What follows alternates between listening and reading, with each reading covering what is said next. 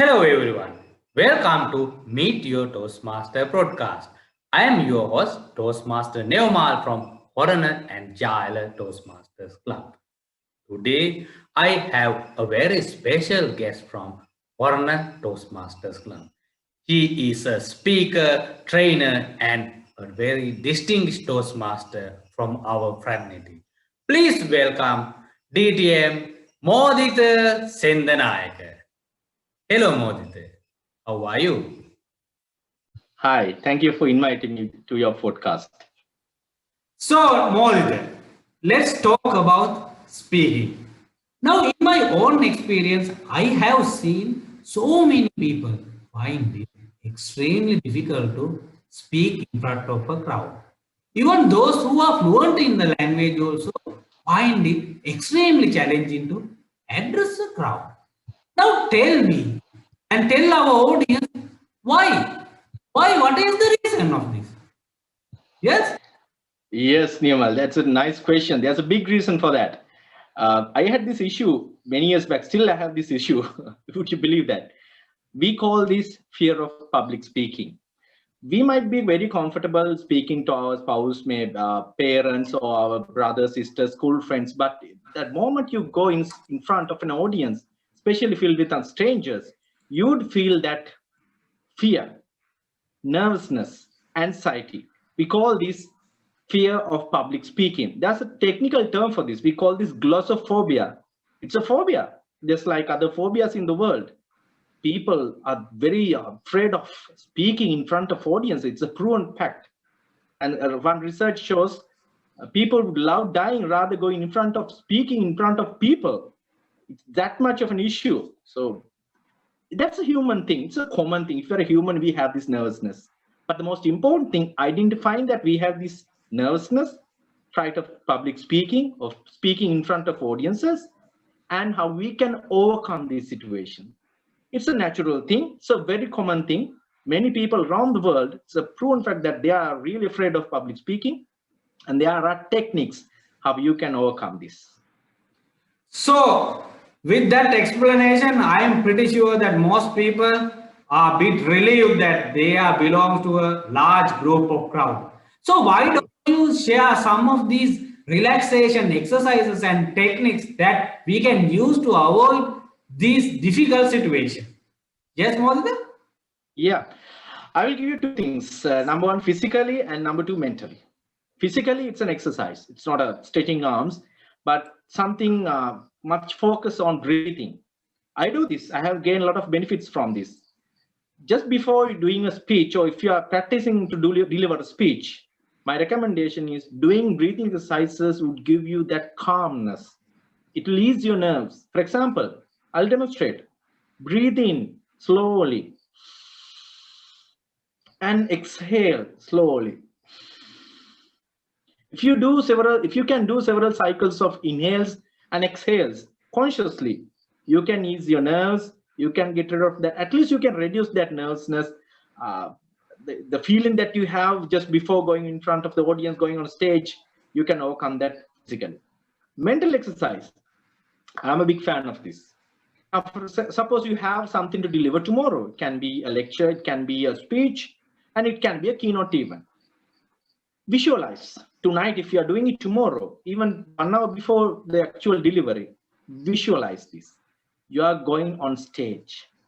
You are going on stage with that sheer confidence, and you get that mic or maybe the clip-on mic, and you start delivering, and you conquer the audience. You do a great job on the stage. You move left, center, right, and you use gestures. You do it so passionately, and at the end you get a sounding round of applause, that overwhelming applause from the audience. Feel that. Do that mental visualization. We call this visualization. When you do this visualization, you tend to reduce that nervousness and do much better on stage, actual delivery. So mentally, physically, if you can do these two together, you would do a great job. Wow, that is golden advice. I am pretty sure that a lot of people keen to follow this and put this into practice. So now I have this question. There are some people who get invited to conduct their keynote speeches in for some of the occasions. Now tell us what is the difference between the keynote speech and a ordinary speech in particular. Right. So Niyamal, that's another good question. If you take this public speaking, if it is the largest domain, a keynote is a subcategory of this public speaking. There are several styles of public speaking, categories of public speaking, like acceptance speeches, special occasion speeches. Just like that, keynote is another unique speech. It falls under public speech. Now, what is the significance of this keynote speech? It is a talk that establishes a main underlying theme. That is a keynote. It can be a commercial setup, it can be an academic occasion, it can be a corporate event. What actually the keynote does is it sets the framework for a program or an event. That is why it's called a keynote. So in a keynote, the main characteristics that we can see, it has a specific audience, specific purpose, and a specific theme to talk about. This is why keynotes are a bit different, and also it's very important. I hope I answered your question clearly. Yeah. I think that is a really great explanation. Now let's straight away talk about the speech. Now in terms of a speech, it can be, as you have said, can be a keynote speech or there can be some other speech. In any kind of situation, how do we structure your speech? I have seen that some people speech lot, some they are not organized, some of them actually exceed lot of time, some can't even conclude their speech. So what are the best technique if you are to structure your speech? Just give us some advice. Sure. Before we are attempting to do a speech, I'll share my practice. I would sit down and note down the things that I would like to speak, the outline. It's like if I need to identify my purpose. You need to identify your purpose of speech. It can be informational one. You want to share some information. It can be a sales speech. It can be a presentation on certain academic delivery or academic setup. It can be a motivational speech, can be an inspirational speech, can be entertaining speech, after dinner speech, something like that. So identify the purpose, the objective of your speech first. Then you have one. I would say you have won a considerable amount of the difficulties that you would come across. Identify your objective first. Then it's easy for you to gather information according to your objective. You know the objective. Then gather all the information, outline, gather all the information, and then cluster them into 3 pieces. In every speech, this is a universal approach. Number 1, we need to have an opening. Number 2, we need to have a body. Number 3, we need to have a conclusion. Open, body, and conclusion. These are the 3 main elements of a good structured speech. What are the things that you need to include in the opening? Introductions, where you introduce yourself, or where you introduce your topic to the audience with that interesting opening, so that people would get that first impression really great. And the content, it has your main points, the things that you want to share. Main points would go into the content part, body. Third one is the conclusion. Conclusion is also very important. You can summarize what you have mentioned. You would motivate people. If it is the purpose of your speech is to motivate people or pursue people, you pursue or you motivate people. You inspire them. You entertain them. You give a lot of information and summarize at the end. Conclude with that punch. So open, body, and conclusion. That is the approach that I would like to recommend to have a good, proper, structured speech. If you apply this, you would get a lot of results, I guarantee. Yeah, I will take a note on that one. I think even for those who are aspiring to take up their stage, I think this is your chance. You can follow these guides and improve your quality. And for the last question, I have something like this. Even among the world leaders, there are some of them, they use a script to conduct their speech. Is a good practice? And also, what is your advice for the people who are aspiring to become a speakers? How do you start? What are the trainings available? What are the courses you can follow? Likewise, Just share some of your experience. Right. So from my own experience, I would like to join Toastmaster. That is the best option that you can have. If you become Toastmaster, that will give you a lot of information, the techniques, the methods, and everything to become a good speaker. And that is number one.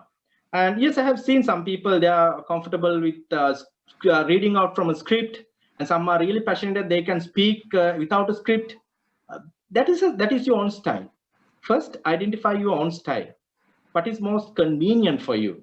For example, if you take me, at the initial stages, I had to write down everything because I was so afraid I might lose certain points, so that I scripted everything. Still, I'm practicing that, because I would recommend you, if before delivering a speech, write everything.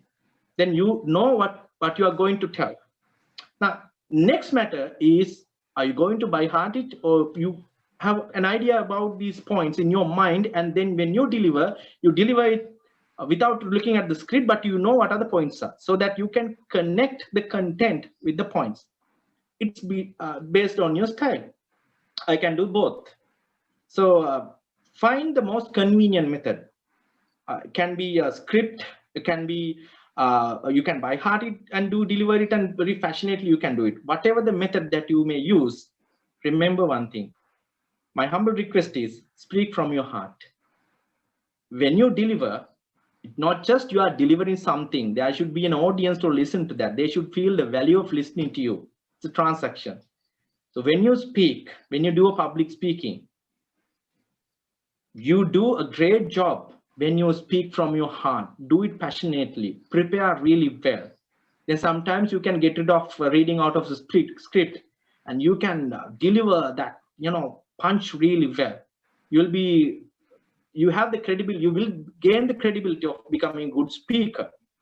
So tools, Toastmasters, number one. Number two, if you search websites and surf internet, you will find best practices and techniques how you can deliver and practice your speech. And finally, I'd like to say, speak from your heart and very passionately. Then it will be very easy for you to communicate whatever you want with the ultimate message. People would love to listen to you, and they will get the exact point that you would want to deliver to the audience. So that is my tips and techniques. Wow, Toastmaster Moditha, I really appreciate for enlightening our audience and sharing some of your golden rules with us today. I am pretty sure that past a couple of minutes, our discussion, there are a lot of things that our audience could have learned from you. I think that our audience will be able to put this knowledge into practice and become great speakers. So I want to thank you for attending our session today. Wish you all the best, Toastmaster Moditha. Thank you. Thank you, Nimal. Thank you so much for having me. I really enjoyed. Wish you all the very best too.